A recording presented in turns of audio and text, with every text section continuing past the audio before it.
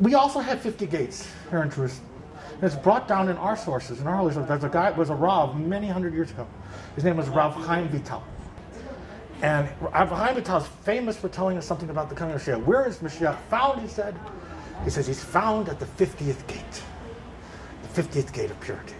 Or the 50th gate of Jerusalem. The 50th, remember, the same 50th year that we're talking about here, the same 50th year that began in the summer of 2016 and ends this summer of 2017. Okay? That same 50th year. That we have not reached yet. But we've reached it now. That's the point. We're in Sha'ar Nun. We are within Sha'ar Nun. We reached it in 2016.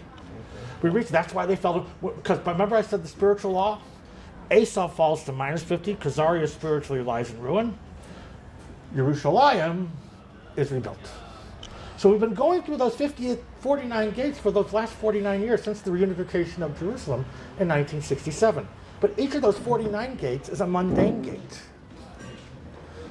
Is a mundane gate that takes you from one mundane place in Jerusalem, and Jerusalem is not mundane, I realize that, to another relatively mundane place in another part of Jerusalem, or from a mundane place from the external gates, like the Lion's Gate, from the Kidron Valley below, and through the Lion's Gate into what is now the Muslim quarter, what used to be the old Jewish quarter, around the Temple Mount. That was the 49th gate, by the way, the Lion's Gate. That's why the Intifada, the Stabifada, began at the Lion's Gate, to tell us that we've reached the 49th level. That was on Hoshana Rabbah of 2000, Hoshana Rabbah 5776 in 2015. So that was, we were saying, you're in the 49th gate now. That 49th gate is the Lion's Gate. And there's a reason for that, because the Lion's Gate is Malchut, Malchut, which is David, King David, with the lion. What about Sarah David? Okay, I'm getting that in a second. So what's the 50th gate? That must be the gate to the Holy of Holies.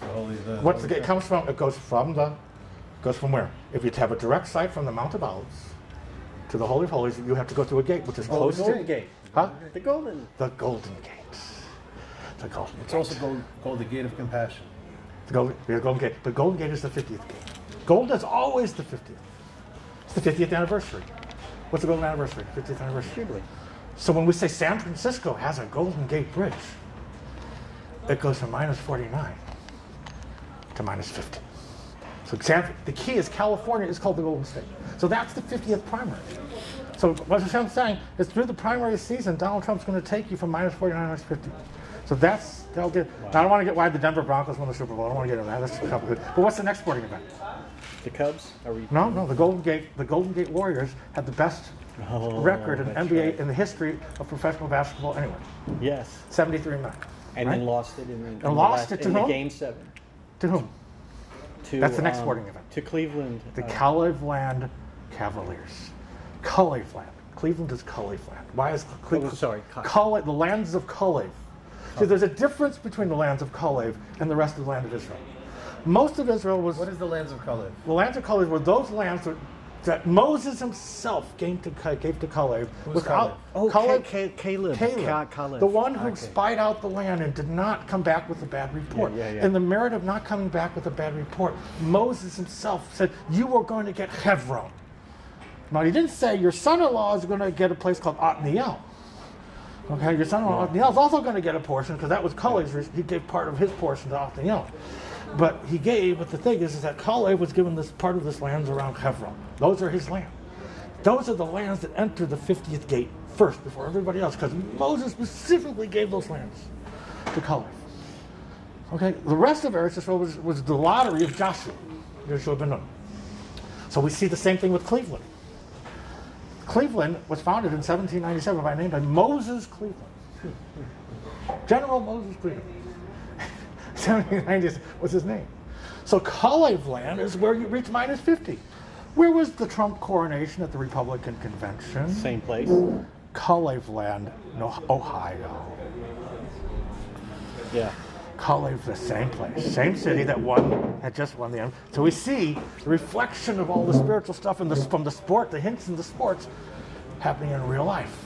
Okay. And the next sporting events was the Chicago Cubs winning the World Series for the first time in 108 years. What do we learn from that? That as the world reaches -50, what happens? All of the attempts for Esau to rejuvenate himself either by establishing a new world order or through rugged individualism and attachment to God as an individual, they won't succeed because he's already a maneuver. He's already a reprobate. So if you look at the beasts in the book of Daniel lists 3 beasts before it lists the 4th beast. Okay, there's 3 beasts. One of them is the lion with eagle's wings, which everybody knows from prophecy now is Great Britain and the United States. But in ancient times was Babylon. That lion with eagle's wings represents another concept in Judaism, rugged individualism. King David was also a lion. He was also a rugged individualist. There's nothing wrong per se with being a rugged individualist. Matter of fact, the lion with eagle's wings has the potential. It has 2 of the 4 faces of the holy chayot, of the holy beasts, the divine chariot. One of them is a lion, one of them is an eagle. There's something good about a lion with eagle's wings. The potential is there. If you do it to serve God, there's tremendous growth. That's why America and Great Britain have that potential to rise to minus 49.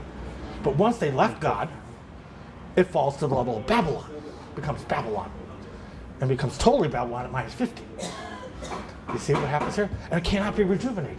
So Babylon can't be rejuvenated, and neither can the New World Order people.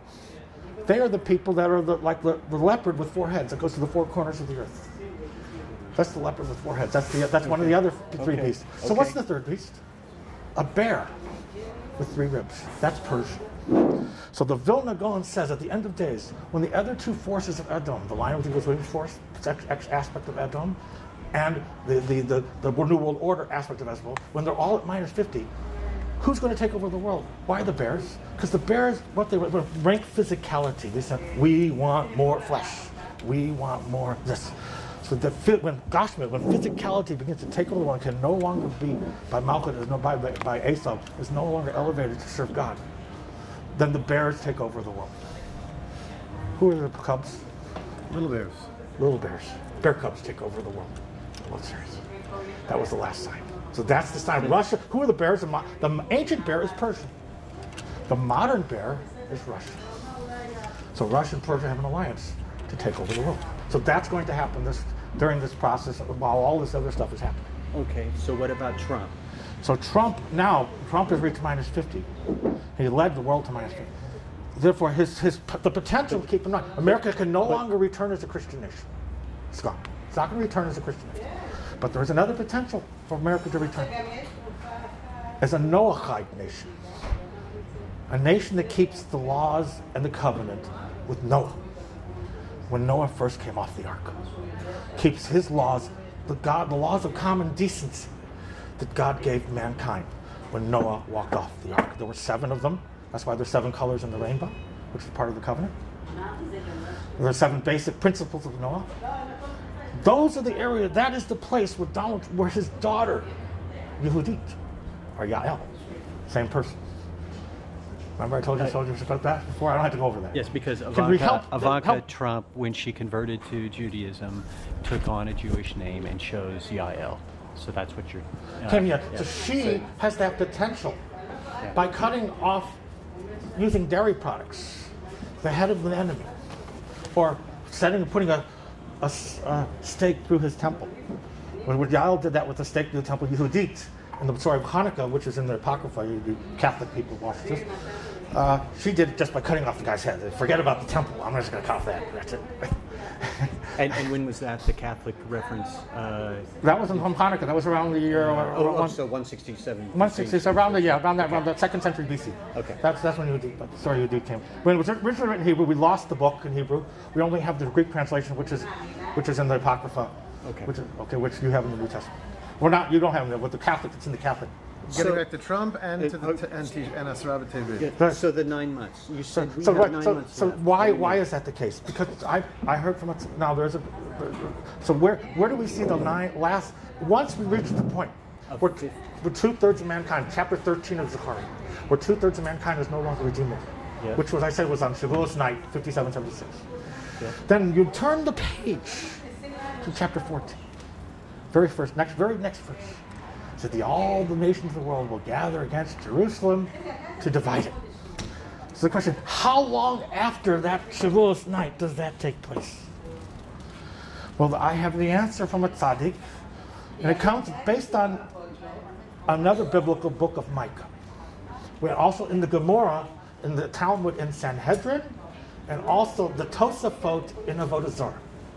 Okay, it's all there.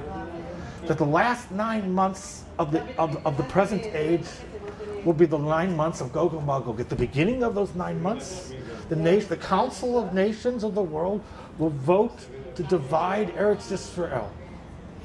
Divide, not to expel us, but to divide the land of Israel between Israel and something else. Something that Edom wants to be in control of. Okay? Palestine is what we were talking about before. They're going to divide, and for 9 months they will try to do it. And during 9 months, God will go about his business destroying the present age. At the very end of the 9 months, it's brought down, is during the festival of Sukkot, the Feast of Tabernacles. Yeah. During which time, just like we went around Jericho once each day, and then on the 7th day, 7 times and destroyed. That was during Passover.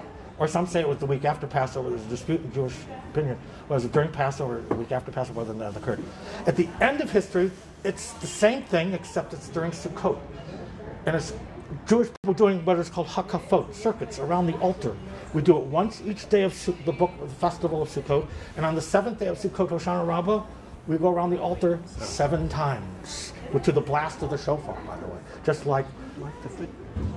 So that 9 months, therefore, has to end during the festival of Sukkot, or the day that follows, the 8th day, the 8th day of Shmini Atzeret. If you count, now according to the Gemara, in Nida, which is, so how long is a pregnancy? It's not just 9 months, which 9 Hebrew months happens, if you alternated 29 and 30 days, which is a lunar cycle, 29 and a half days, you get 266 days.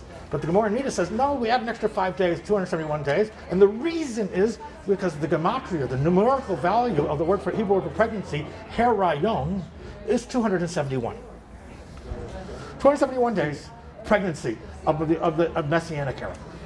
To begin that, when does the day of conception have to begin? 271 days before Sukkot, before the end of Sukkot. So 271 days before Shmini Atzeret, before the 8th day. It has to be the last time that 9 months can begin.